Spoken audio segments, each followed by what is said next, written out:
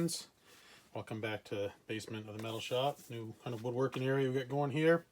So what we're trying to do this week is I'm going to put a finish on this guitar. I'm going to use some wipe stain. I also have the True Oil, and I have, this is not Formby's tung oil finish. It's something, it started life as that, but it's been tinted. My own special formula. I used it on the last Eddie Clarke Stratocaster Fast Eddie that I made. So we're going to do that. We're going to ream out the headstock holes. They're not big enough for the Goto tuners that I want to put in there. These are for, you know, those press-in Fender style bushings, which I don't really care for. You see we got the logos, got a real quickie removal job there. We're still going to have to try and tint this to match. Luckily, Fender and Squier will cover each other. What else?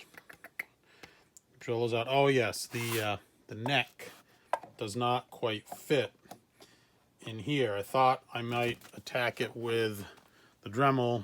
That's pretty aggressive. I think I'm going to use a file, and I think I'm going to just get a little bit on each side, going back and forth, just to sneak up to it. It's close. I mean, we're talking about, you know, maybe a 1/16 of an inch needs to be removed. So yeah, I'm going to do all those things. I'll give you that in a time lapse, I suppose. Nothing really much to it. I got a reamer here. I think the key to these, if you remember last time I got a bunch of chip out, I think the key is to drill a little bit from the front and a little bit from the back. Really try and minimize your chip out. The front will be covered. There's a nice washer in there. You won't see it. The back, you may or may not see it. So I'm going to try and be careful with that. So yeah, just a few things here to kind of get the bare bones of the project together, the real bulk hardware type of items.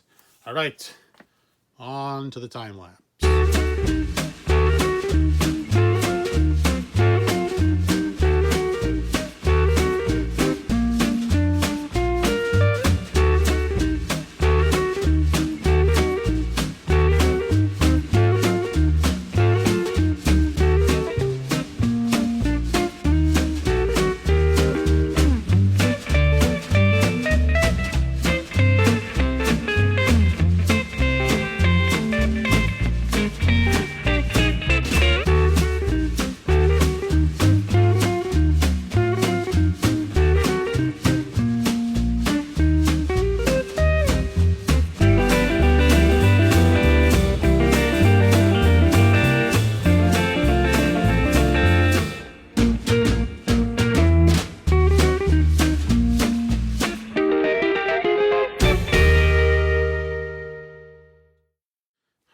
So you saw me get the holes reamed out, and that's a 3/8 brad point bit, really nice sharp woodworking bit that I used for that. And you can see I drilled from the top and from the back, and I didn't really get any appreciable chip out there. All right, you saw me fine tuning the neck, and I think what we're running into here, and it's exactly the same thing I ran into when I made the first Eddie Clarke Stratocaster, is the Squier neck has a 2 1/4 inch butt, okay, and the neck pocket for the Fender product is 2 3/16. You can, sand this down, and I've done that in the past. That's not really ideal. You got a 2 1/4 inch neck. You get some nice spacing there, a little bit of wiggle room for your strings. I say leave it alone. So I've got it fitting in there nicely. There's some gaps here that's in the pocket. It'll be covered by the pickguard, and I'm also, obviously, I'm going to have to widen the pickguard when it comes time for that. You saw I had to get pretty aggressive in here. The file didn't cut it. Sander, the Dremel Multimax didn't really cut it. I did go after this drum sander on a low speed very carefully, and I'm happy with the fitment. And I don't know if you saw, but I checked all of the holes all the neck holes with an awl, and they all line up perfectly. So I know that I'm in my 25.5-inch scale that I need to be. All right, and finally, we did the first part of the wipe stain. I did a couple of coats, and really, that's just a wipe on and wipe off. It's actually a caramel color, believe it or not, but it doesn't, where the sand and sealer is, it doesn't really sink in that much, but you can see it definitely changed the color. And on the spots where the sanding sealer went through, you've got this much darker finish where you actually see the caramel color. But this is what we want. We want this for the face. The back is pretty nice as well. And the Palomino effect around the outside. It's just like the other one that I built. It's not perfect. It's a relic guitar. It's meant to try and replicate what Eddie did when he chipped the finish off of his original. I'm going to assume it was a Sunburst Strat. It was the 70s, so I assume it was a Sunburst that he chipped off. He never really says what that finish was. I need to let this dry and soak in a little bit. So when we come back and rejoin me, then I'm going to start applying my special tinted oil and some True Oil, and really buff that in. I have to apply the decal to the headstock there as well. And that's got a little bit of discoloration that I'm not super happy with. I'm gonna have to try and work on that a little bit. Anyway, let's let this dry for a bit, a few hours, and we'll come back and we'll start oiling up this body. All right, awesome. All right, so I kind of skipped ahead. I'm not sure.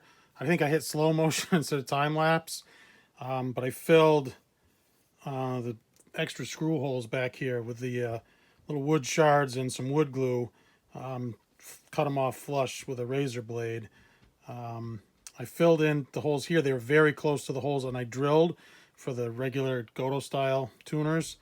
So those I didn't cut off flush. Just left them kind of glued in there. So yeah, so we're still letting this dry, and I'm gonna come back in a few hours and do the True Oil concoction. All right, we're definitely making some good headway here. I'm pretty happy with the way this is coming out. Just as good as the last one. So yeah, pretty happy. All right, so it's a different day here. We're gonna do a few things. I'll give you guys a time lapse. I'm gonna cut the pickguard. Unfortunately, the really nice Fender pickguard that I used on the last one, they're no longer available. This one, it's got it's not polished.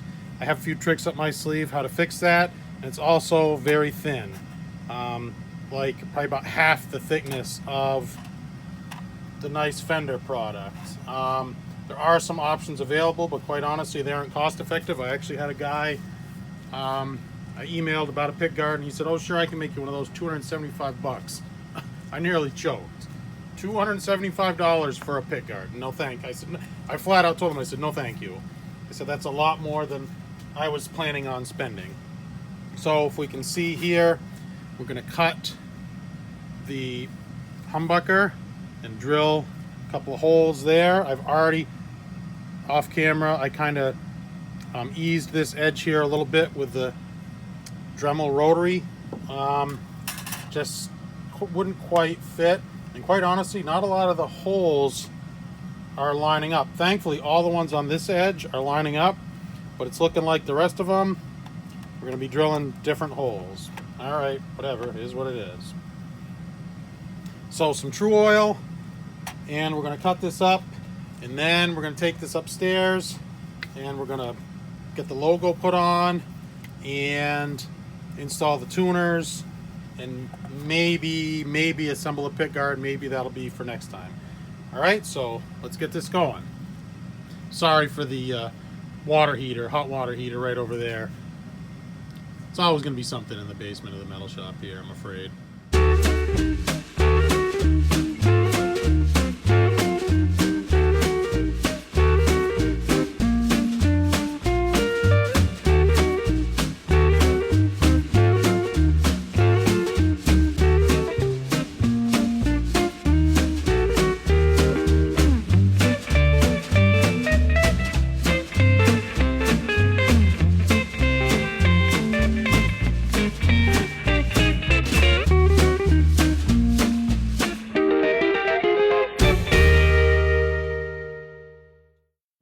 right, so we're back to the upstairs city, the guitar workbench here in the metal shop.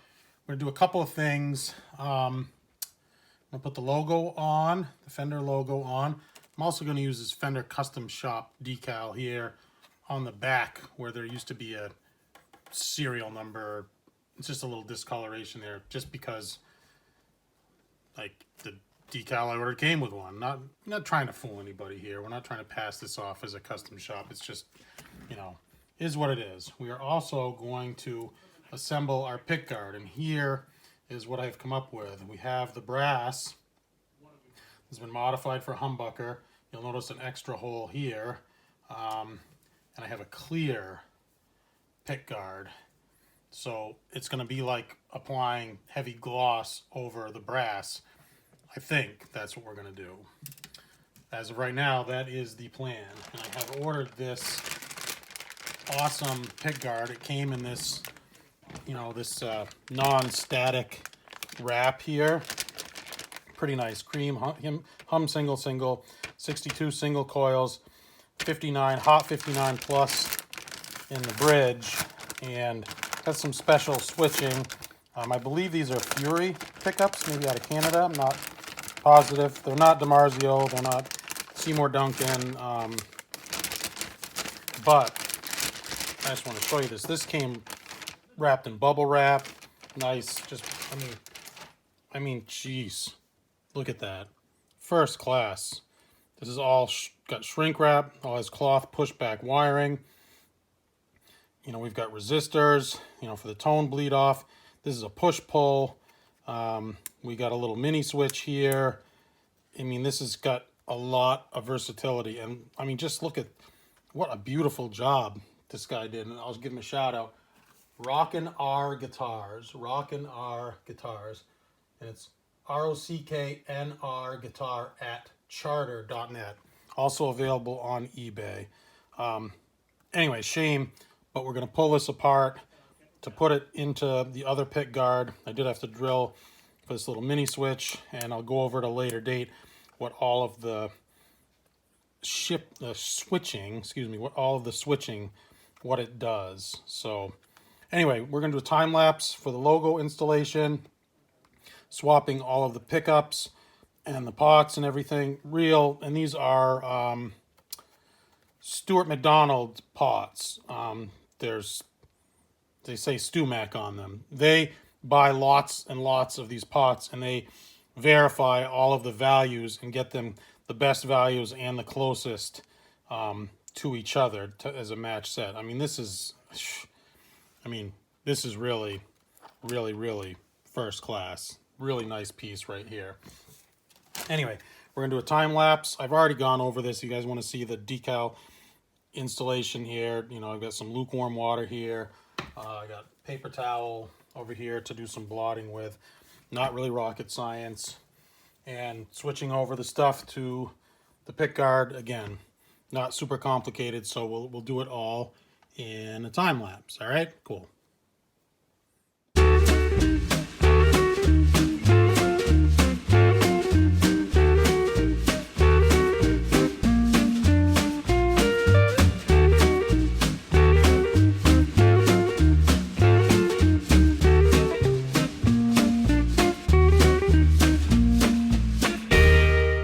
So that's going to wrap things up. Got the logo applied here and the original contour body. This is going to get clear coated. Got the Fender Custom Shop decal going there in the back. You know, just threw it on, whatever, is what it is. You saw me transferring everything over onto the pickguard here. Came out pretty nice. Got a little bit of cracking here on this mini switch. You can see everything, every blemish through. This still has its plastic on it, so it doesn't look quite as good as it possibly could. But you saw me having to kind of chamfer out that hole a little bit, using the kind of the awl there. You saw me having to file the pickup for the humbucker here, having to file that out and kind of clean out the holes for the humbucker screws. But came out great. Shout out to this vintage forge. Got these on Amazon, these vintage forge parts. I tell you what, those are some nice knobs right here. This is just one I had in the parts drawer. Eddie's he had mismatched knobs. I believe he had, if you look at his real close, I believe he had like 2 Telecaster knobs, and then, you know, probably like a Schecter or whatever kind of knob here. But those are big and beautiful. Probably they remind me of the DiMarzios. I think DiMarzio gets like $15 or $20 for their knurled knobs. Yeah, came out pretty sweet. So that's where we stand for this week. As always, my friends, thank you for watching. I truly appreciate your support. Please hit me up in the comments. Still respond to all my comments. Give me that thumbs up. Helps the channel quite a bit. Doesn't cost you a thing. If you enjoy the content, if I helped you out some, you know, provided you with a little bit of knowledge, a little bit of something to go on. We've got cloth braided wires for the ground and to go to the output jack. I mean, God, that is just, it's first class. It's a shame, really. I know, you can tell I appreciate it. It's going to be a shame to hide that. Anyway, what was I saying? Hit me up in the comments. Please click subscribe. Give me that like, that thumbs up. As always, my friends, once again, thank you for the support. Can't thank you enough. All right, we got the Fast Eddie Clarke replica Stratocaster. All right, Ace of Spades, baby. See you next time.